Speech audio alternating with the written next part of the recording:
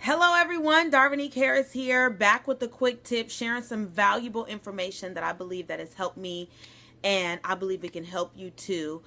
The other day, I was telling my sister, we usually talk to each other about our dreams and our goals and stuff like that, and I was talking to her, and I said, what did you do today? What did you accomplish to get closer to your dream? Did you plan something? Did you write down some visions of how you see your project coming together? Did you write the steps on, each project, on how to complete that project and then moving on to the next one? And so I said, you don't need to go to sleep right now. I said, you need to stay up. You need to make a cup of coffee. I'm going to make a cup of coffee too. And you're not going to go to bed until you do something to get you into your niche and yourself closer.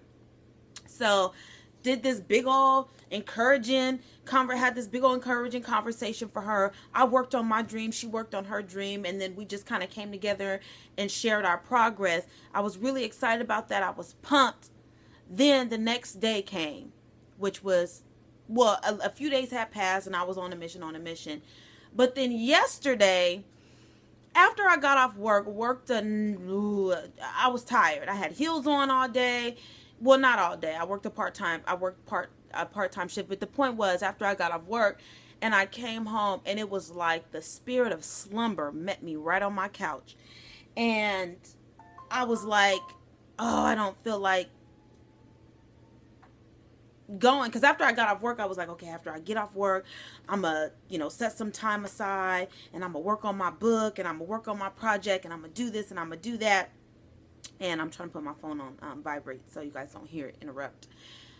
And when I sat on the couch, I just felt so slumbered, and I just kept thinking about it. And then my daughter got involved, and she was like, come on, mommy, let's go. Because I had told her, I'm like, we'll go to Chick-fil-A so you can run around and play.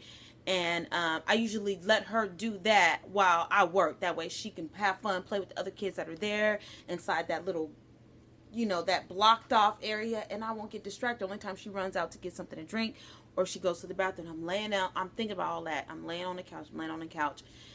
And the longer I sat there, the more the thoughts flooded me of doubt. Oh, you don't have to do it today. You really don't feel like going today. You're really tired. You don't need to go. Just chill. You worked. It's not like you're not gonna have another day to do it. You don't have to do it today. No, my determination and my goal is to work on it every day that I have an opportunity. I don't care if it's just reading some research just so I know what to do when I get ready to work on the project again the next day. I have to do something. So I'm laying on the couch, and then thank God for Juanita Bynum. She's been doing this at 3 with me. And she just kind of was like, do something. And I'm hearing the message that I shared with my sister, and I'm hearing a message that I received from somebody else as I'm laying on the couch. And then my daughter finally came. It's like 6 o'clock in the evening. And I said, we'll go at 7. And I said, you know what? Let me get up. Just this energy came over me, because I don't want to be here next year, the year after, 5 years from now, sitting on my couch, doubting, feeling lazy, feeling tired. No, I got myself together. I jumped in the tub, freshened up, and I'm like, I'm about to go work on my book, because I want my book done before the year is over. I even think I gave myself way too much time, and giving myself way too much time just opens up opportunities for procrastination. Oh, I have until the end of the year or two. I can actually get it done before then. If I do it and grind and carve out time, find that time in the day and use that time shutting off my cell phone, shutting off all major interruptions unless I'm using it for research, because you can use the internet for research and things like that. But I got up. We went up to Chick-fil-A. She played for an hour and a half, close to 2 hours. And I used that entire time to do research, write the first part of the introduction to what I'm writing and stuff like that. But I got some work done. And I'm proud of myself.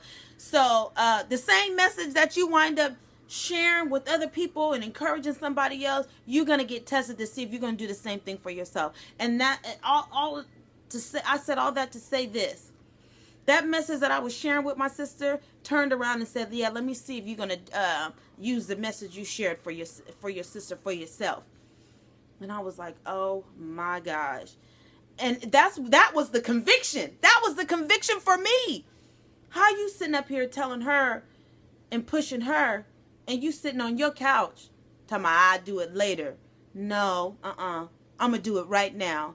Because believe it or not, when people come to you for advice, and when they're feeling down and feeling discouraged, some kind of way they're looking up to you if they came to you. And you can't fall asleep on somebody.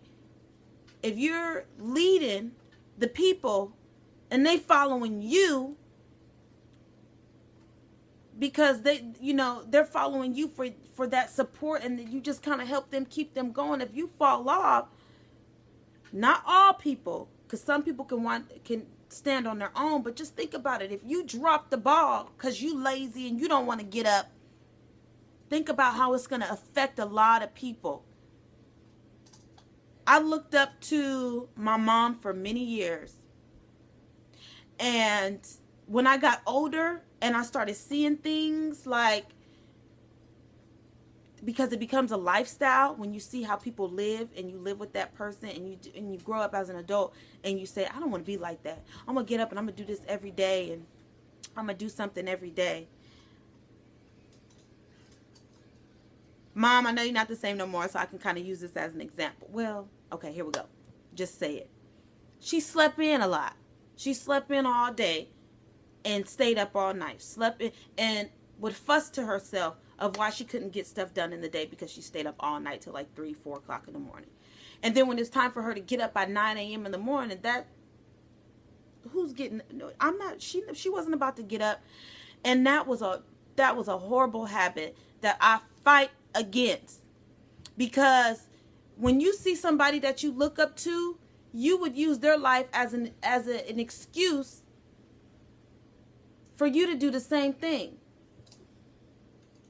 And that's whether it's good or bad. If you got people that you look up to, that you live with, mom or dad, aunties, uncles, grandma, and they work in the spirit of excellence, when you find yourself getting lazy, you're going to say, nuh-uh, they didn't work like this. They got up, and that's going to pump you to get up. The same happens on the other side of the foot when you see people being lazy and blah, blah, blah, blah, and making excuses. You find yourself doing that and using them as that example, meaning, well, they did it. They slept in. They didn't turn out. So you start compromising. I don't want that. I got up,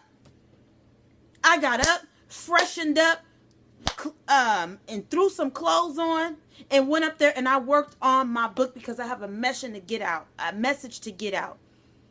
You want to reach the masses, you want to be great, you got to do what it takes. And people who are great aren't lazy. So I made myself get up. And once I got up, yeah, I fought until I got there. But once I got there, I was on the ball. And that's something when you don't feel like doing it, and once you actually start, it breaks down everything that you was battling against to keep you behind. And it like breaks it down, breaks it off of you. And you're like, really, I'm glad I did it. You really be saying, I'm glad I did. That's how I felt. I got 3 pages done. 3 pages done.